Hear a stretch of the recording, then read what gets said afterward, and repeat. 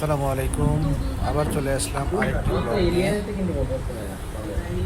ব্লগটা সাধারণত ইফতারির দাওয়াত। বড় মামা ভাসানটেক থেকে বড় মামা শ্বশুর আমার, উনি আমাকে আমার ওয়াইফকে দাওয়াত করছে ইফতারির, তাই চলে গেলাম ওকে নিয়ে ইফতারির দাওয়াতে। এই তো ইফতারি করতে করতে চলে গেলাম। এই হচ্ছে বড় মামা তানজিল,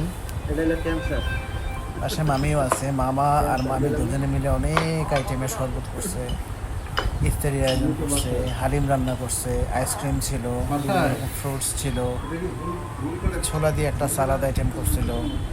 মরিচের যে পাকোড়াটা খুব মজা, মামির বাসায় খুব এনজয় করে খাইছি। ইয়াটা ইয়ামি হয়েছে, টেস্ট খুবই ইয়ামি হয়েছে। তার হালিমটাও মজা। সবচেয়ে বেস্ট লাগছে তার চপ, বেগুনি আর হচ্ছে ছোলা ভাজাটা, খুবই টেস্ট। তো দেখতে থাকুন। মামা নিজ হাতে তৈরি করতেছে শরবত সিরকা টিরকা দিয়ে, মামি হেল্প করতেছে মামার কাজে। দেখতে থাকুন। এই যে আছে ভালো দোকান জানো, ইসে না, ওই যে স্টেডিয়াম মার্কেটে না, একদম করা। হ্যাঁ, নাম কেবল ওই যে দাহুয়া। আমি তো এলিভেন রোডের থেকে মালামাল কিনি।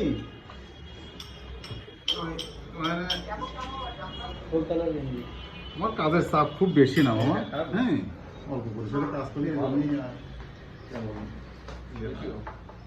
তোর কিছু করতে পারো না। এই 6 মাসে তোমাকে 600 টাকা দাবি। ওটা বাদ দিয়ে দেওয়া হবে। কি দেবো?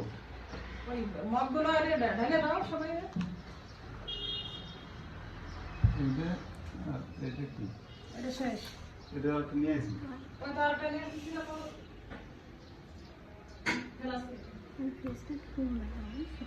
কোন গ্লাসে দেবো? না, তোমারটা জীবন, ওটা বাদ দিয়ে দিবো। আর এর মধ্যে কটা বরফ দাও, টক দইটা সরাই ফেলো।